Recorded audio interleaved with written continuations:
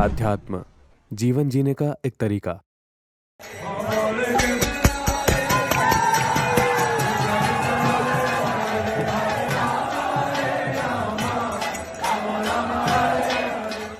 कहते हैं आपने अच्छे से पढ़ाई कर ली, एक अच्छी नौकरी लग गई तो आपने जीवन में सब कुछ हासिल कर लिया। पर इससे भी कुछ बड़ा है, वो है आध्यात्म यानी स्पिरिचुअलिटी।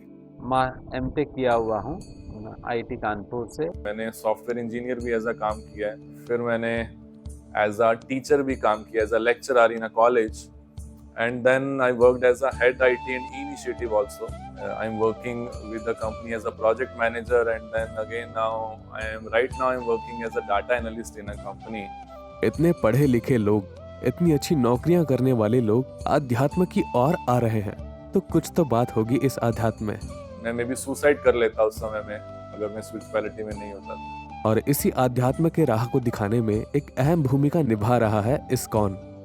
इस्कॉन यानी कि international society of Krishna consciousness, अगर हिंदी में कहें तो अंतरराष्ट्रीय कृष्ण भावनामृत संघ। इसकी स्थापना सन 1967 में श्री अभय चरणारविंद भक्ति वेदांत स्वामी प्रभुपाद जी ने की थी। आज के समय में 700 से अधिक इस्कॉन मंदिर पूरे विश्व में है। और उनमें से ही एक खूबसूरत मंदिर इस्कॉन नोएडा का है। यहाँ आकर लोगों को एक अलग ही अनुभूति होती है। हरे कृष्णा, मुझे इस्कॉन आकर बहुत अच्छा लगता है, बहुत ब्लेसफुल होता है और बहुत प्यारा लगता है इधर आना। मैं यहाँ डेली आता हूँ और मुझे अच्छा भी लगता है, सुकून मिलता है। मैंने इस्कॉन आने में एक आनंद में है। ISKCON is a wonderful place and it's so peaceful to come here. ISKCON आके एक मन को जो होता है सुकून और शांति से मिलती है। सुकून, हाँ, यहाँ एक अलग ही सुकून है। अभी समय हो रहा है सुबह के 4 और इतने सारे लोग यहाँ मंदिर में आए हुए हैं, तो फिर सुकून तो इन्हें मिलेगा ही। मैं एज ए प्रोफेशनल अभी रिक्रूटमेंट मैनेजर हूँ फॉर यूएस स्टाफ। एक फेज़ ऐसा था कि बहुत प्रॉब्लम्स थी पर्सनल लाइफ में, कुछ समझ में नहीं आ रहा था क्या करना है क्या नहीं, स्ट्रेस लेवल काफ़ी था। तो जब मैं इस्कॉन आया, यहाँ पे कीर्तन देखा, सबसे पहले मैं कीर्तन से बहुत ज़्यादा कनेक्ट हुआ, फिर भगवान के दर्शन से कनेक्ट हुआ। ऐसे धीरे धीरे मैं स्पिरिचुअलिटी में आगे बढ़ा और अभी भी बढ़ रहा हूँ। उस चीज़ से मेरा स्ट्रेस लेवल कम हुआ है काफ़ी ज़्यादा, पेशेंस काफ़ी बढ़ गया है, गुस्सा कम हो गया है, लोगों को टॉलरेट करना सीख गया हूँ। और चैंटिंग करता हूँ तो उससे चैंटिंग से मतलब काइंड ऑफ मेडिटेशन ऑटोमेटिकली हो जाता है। उल्टी सीधी चीज़ें अब दिमाग में नहीं आती है, इधर उधर का कुछ नहीं चलता है, फोकस्ड हो गया हूँ। और यहाँ पे हर बात का जवाब मिला है लॉजिकली। मैं खुद सॉफ्टवेयर इंजीनियर हूँ, मेरे हस्बैंड भी ऑटोमोबाइल इंजीनियर है। यहाँ पे जब जितना कंपटीशन बढ़ रहा है ना, कि इंजीनियर खाली मैं ही नहीं, बहुत सारे हैं यहाँ पे अलग अलग लेवल के, तो उतना डिप्रेशन बढ़ता है, कंपटीशन बढ़ता है और स्ट्रेस बढ़ता है। और स्ट्रेस से भी हम कहीं ना कहीं भागते हैं, तो उस भागदौड़ में ही हम यहाँ पहुँचे। तो स्पिरिचुअलिटी बहुत जरूरी है कहीं अगर आपको कम्पीट करना है और कहीं सक्सेसफुल होना है।